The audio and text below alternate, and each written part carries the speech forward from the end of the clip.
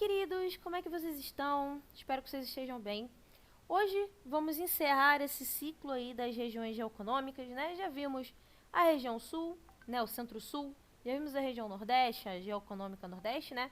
E hoje vamos ver a última região, né, o último complexo geoeconômico, que é a Amazônia.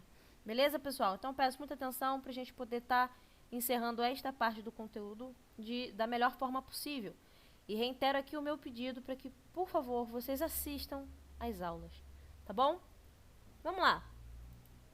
Então, para relembrar, né, aqui nós temos os complexos regionais, né, os complexos geoeconômicos. Já vimos o Centro-Sul, até bem detalhadamente, né? Vimos o Nordeste e hoje trataremos da região amazônica, tá bom? Vamos lá, então. O complexo regional amazônico, ele é o maior dos três, né? Territorialmente, pelo menos, ele é o maior. Mas, ao mesmo tempo que ele é o maior, ele é o menos populoso dos três complexos. E o menos povoado também. Vocês lembram da diferença de populoso para povoado? Então, populoso é a concentração de população absoluta, né? O povoado é como essa população está distribuída. Então, se essa população está bem distribuída dentro da região, ou do estado, enfim, depende o que você quer definir, mas nesse caso aqui é o Complexo Regional da Amazônia. Então, se a população tivesse bem distribuída por todo o território, a gente podia falar que ele é bem povoado. Tem poucas regiões onde não tem povo. Essa é a intenção. Mas a Amazônia, ela é a região, apesar de ela ser enorme, né, ser a maior territorialmente, é a menor em quantidade absoluta de população e em quantidade também de densidade demográfica, né, que é onde você vê se é povoado ou não. Isso acontece muito por conta da Amazônia, né, gente? Você tem matas extremamente densas nessa região, lugares que nós chamamos de ancúminos, né, lugares que simplesmente não se dá para morar, né, não se dá para viver ali. Então, isso é muito complicado, né? Por exemplo, eu sempre gosto de falar isso, né? Mas, por exemplo, tem regiões da Amazônia que até hoje o ser humano não, nós não chegamos até lá, né? Então, são áreas que a gente chama de anecúmenas, né? Mas que, na verdade, provavelmente tem tribos morando. Já tem alguns relatos de tribos que habitam determinada região que nunca tiveram contato com o mundo contemporâneo, com tecnologia, com absolutamente nada. É uma tribo completamente isolada. Existe muito, né? Até porque o relevo da Amazônia é um relevo extremamente complexo. E eu vou falar sobre isso também. Beleza? Peraí. Bom, sobre os aspectos econômicos. Pessoal, essa imagem aí que vocês estão vendo é de um lugarzinho chamado Zona Franca de Manaus, tá? A Zona Franca de Manaus, ela é um polo econômico importantíssimo para a região de Manaus e para todo o complexo amazônico, tá? É lá que é produzido boa parte dos eletroeletrônicos e outras coisas que a gente consome aqui no Brasil, tá bom? Ela é controlada pela SUFRAMA, que é um órgão do governo federal, que também foi criou-se a SUFRAMA quando criou a Zona Franca, né? E ele tem como ideal aí tá incentivando cada vez mais o desenvolvimento econômico nessa região, tá?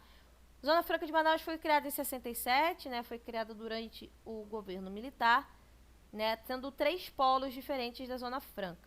Então, o primeiro polo, né, é o polo comercial, e que é importantíssimo, porque é onde você tira a maior parte dos seus lucros, né? Assim, sem esse primeiro polo, a Zona Franca de Manaus não teria a importância que possui hoje, tá bom? E foi o primeiro grande polo, na verdade, brasileiro, né, de canal de importação e exportação de produtos. Beleza? Então, até os anos 80, né, você tinha essa grande importância aí, que se mantém até hoje em relação à Zona Franca, tá bom? Quanto ao clima, isso aqui que eu tô falando só desta parte, mas eu vou falar de outras. Fiquem tranquilos, tá? Vamos lá. Sobre o clima.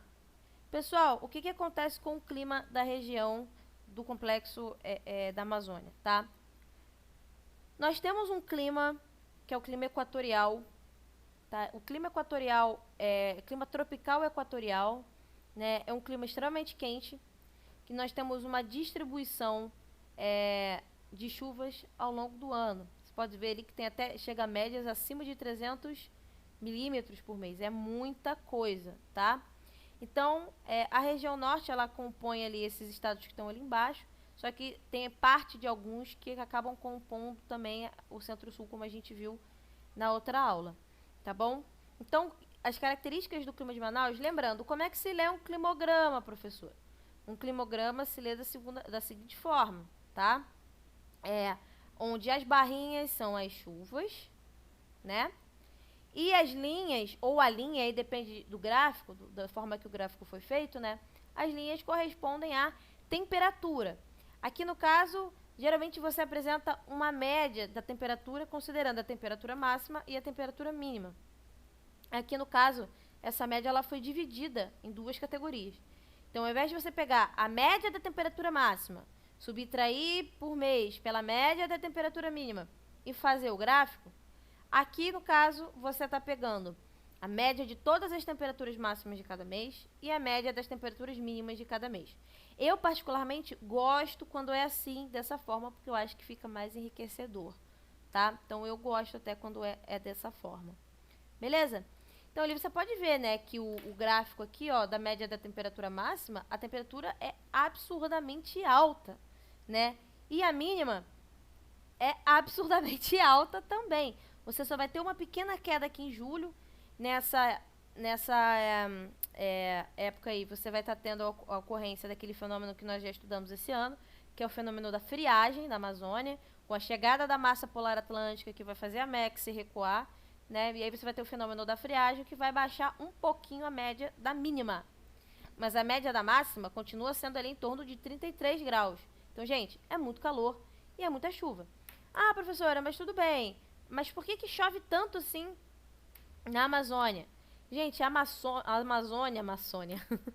Amazônia, ela é uma grande banheira, eu penso dessa forma, uma grande banheira de água, uma grande banheira de hidromassagem. Por quê, gente? Porque é muita água que tem ali. A Amazônia, ela possui a maior bacia hidrográfica do mundo e o maior rio do mundo, tá? Que é o rio Amazonas. O rio Amazonas, ele, apesar da maior parte dele estar no Brasil, o rio Amazonas ele tem a sua nascente lá nos Andes, tá? Mas é uma pequena parte. E depois adentra aqui no Brasil, né? Formando o rio Amazonas e todos os seus afluentes. Então, gente, é muita água. Além da água, é muita vegetação que é extremamente alta, robusta, né? Que consome também muita água, porque a planta absorve muita água. Então, você tem, além da evaporação normal, né? Dos rios, lagos e tudo mais, você também tem uma evapotranspiração. Se vocês não lembram o que é evapotranspiração, gente, evapotranspiração é a transpiração das plantas, né? É o suor da planta, vamos colocar dessa forma.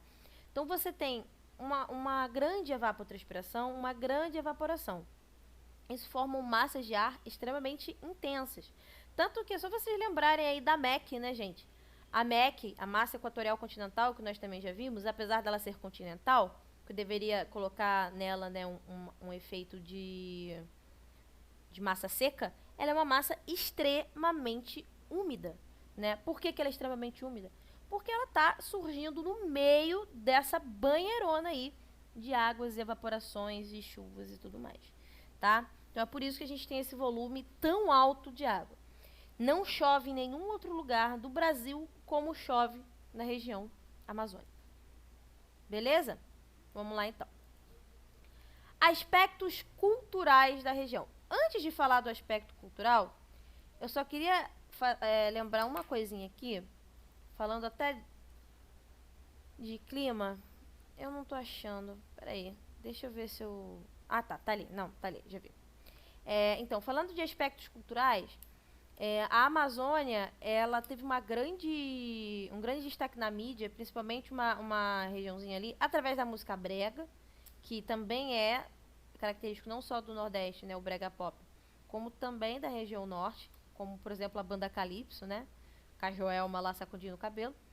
Se espalhou pelo Brasil algumas culturas da região, né? E também teve uma novela da Globo, que foi A Força do Querer, né? Que também tinha um ritmo do carimbó, que é algo típico da cidade, se passava, né, da cidade, da região, se passava na região. Ali tem até uma foto do filho do Fábio Júnior, que é aquele ator que é, nossa, ele é Oscar pra ele. Até esqueci o nome dele, gente. Fiuk, meu pai, Fiuk, tá? Ali é uma foto do Fiuk ali durante as gravações dessa novela, tá? Então também ganhou uma grande projeção nacional aí. Agora, o querido de todos, o que quase todo mundo gosta e eu não gosto porque minha mãe disse que eu não sou todo mundo, é o açaí. Gente, pelo amor de Deus, tem que fazer uma observação aqui. Esse negócio tem gosto de terra, gente. Não, o negócio que você tem que tacar leitinho pra comer não é bom.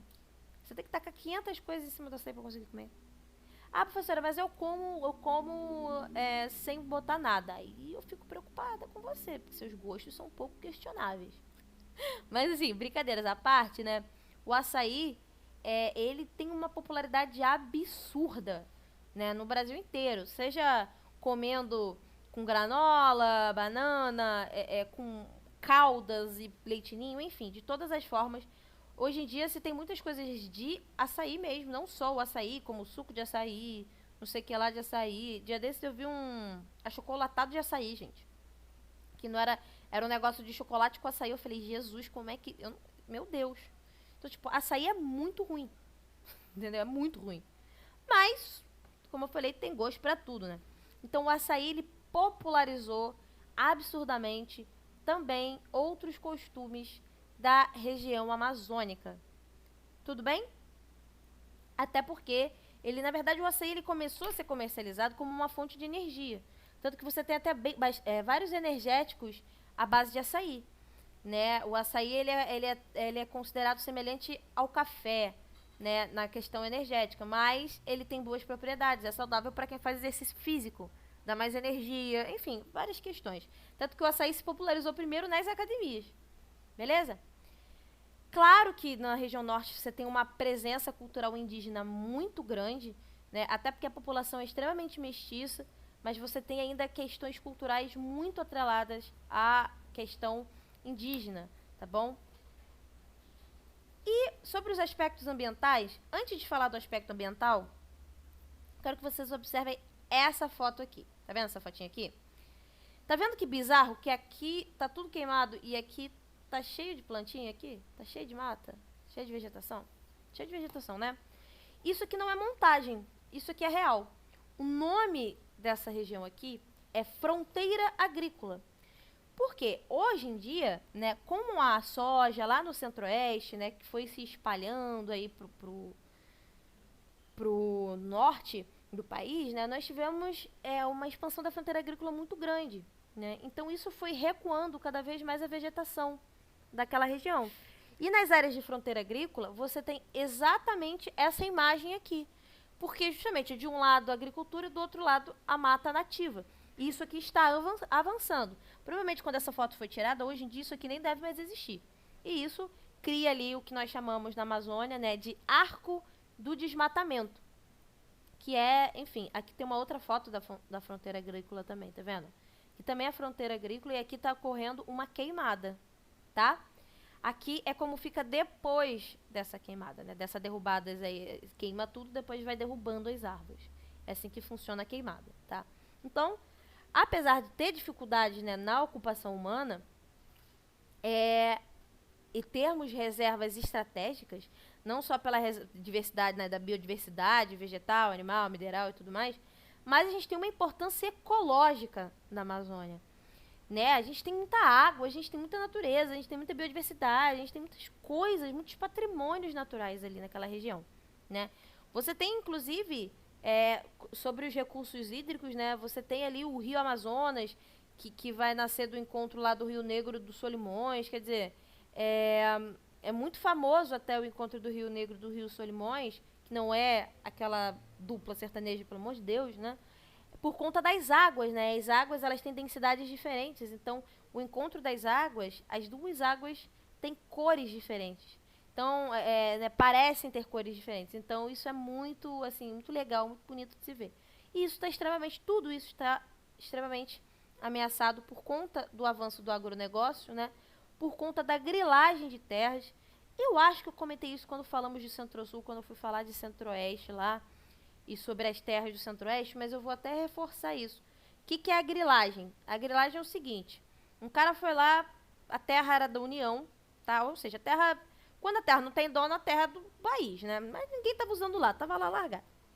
Aí um cara foi lá, preparou a terra, começou a plantar, tal e tal e tal.